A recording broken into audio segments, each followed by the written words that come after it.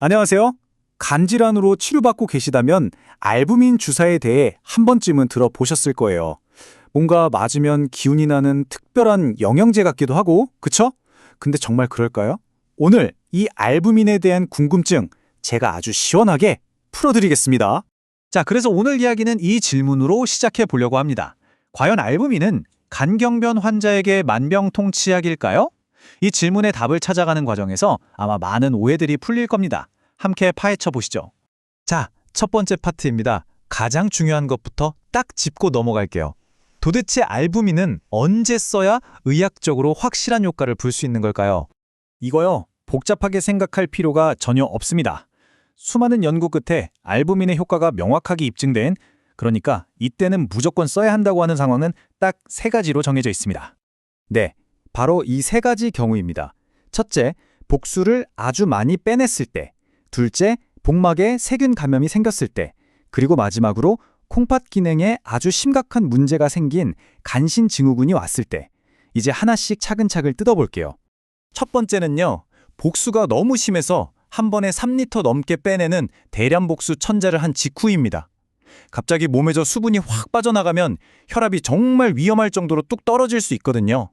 바로 그때 알부민을 넣어줘서 이 위험한 상황을 막아주는 결정적인 역할을 하는 거죠.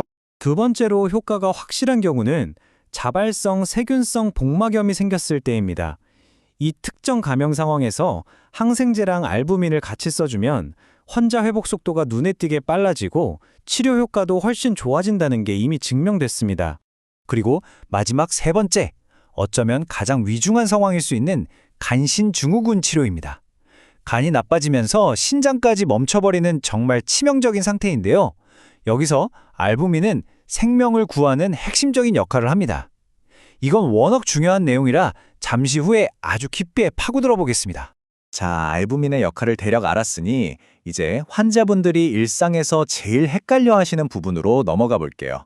바로 물과 소금 문제입니다. 사실 복수를 조절하는 진짜 열쇠는 여기에 숨어 있거든요. 맹물은 아무리 드셔도 복수가 안 차는데 짠 것은 조금만 먹어도 바로 복수가 찹니다. 이 한 문장에 사실 모든 답이 들어 있습니다. 왜냐하면 간경변 환자의 몸속에서 물과 소금은 우리가 상식적으로 생각하는 것과는 완전히 다르게 움직이거든요. 화면을 보시면 그 차이가 확 느껴지실 거예요. 우리 생각과는 정반대죠. 복수 찬다고 물을 안 마시는 게 아니에요. 진짜 범인은 물이 아니라 바로 소금입니다. 소금이 몸에 들어오면 자석처럼 물을 끌어당겨서 복수를 만드는 거거든요. 그러니까 물은 얼마든지 드셔도 괜찮아요. 대신에 김치, 찌개는 물론이고 빵이나 과자 속에 숨어있는 소금까지 아주 철저하게 피하셔야 합니다. 자, 그럼 아까 예고해드렸던 알부민이 가장 극적인 역할을 하는 그 순간으로 다시 돌아가 보겠습니다. 바로 가장 위험한 합병증인 간신증후군 치료입니다. 이 병을 어떻게 다스리는지 그 원리를 함께 보시죠. 간신증후군이라는 건 우리 몸이 아주 큰 착각에 빠지는 상태라고 생각하시면 쉬워요. 간 기능이 나빠지면 장 쪽 혈관이 비정상적으로 확 늘어나거든요. 그럼 우리 몸의 센서는 혈액이 다 어디 갔지? 큰일 났다. 이렇게 착각을 해요. 그래서 비상사태를 선포하고는 가장 먼저 신장으로 가는 밸브를 잠가버리는 겁니다. 멀쩡하던 신장이 그렇게 멈춰버리는 거죠. 그래서 치료 전략은 이 착각을 바로잡아주는 2단계 미션으로 이루어집니다. 첫 번째, 비정상적으로 늘어난 혈관을 다시 꽉 조여준다. 두 번째, 그렇게 조여진 혈관 안을 진짜 혈액으로 채워준다. 이 두 가지가 한 팀처럼 움직여야만 해요. 첫 번째 미션, 혈관을 조이는 역할은 터리프레신이라는 약이 합니다. 혹시 물이 약하게 나오는 고무호스 중간을 꽉 누르면 물줄기가 세지는 거 아시죠? 딱 그 원리예요.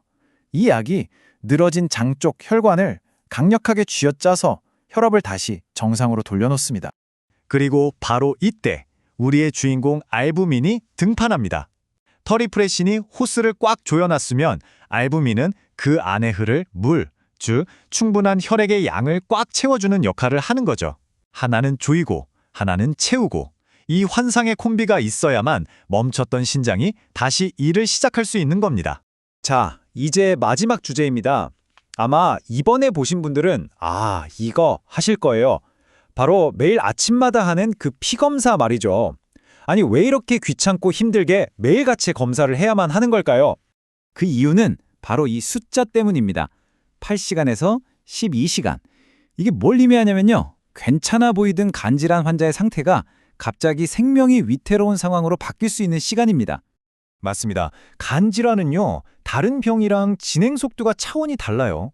아침에 멀쩡히 얘기 나누던 분이 저녁에는 갑자기 위독해질 수 있는 게 바로 간 질환이거든요.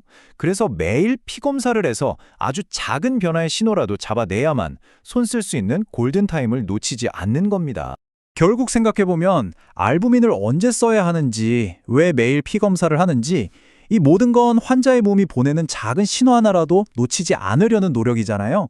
이렇게 환자를 깊이 이해하려고 애쓰는 것, 그게 바로 모든 치료의 진짜 시작점이 아닐까 싶습니다.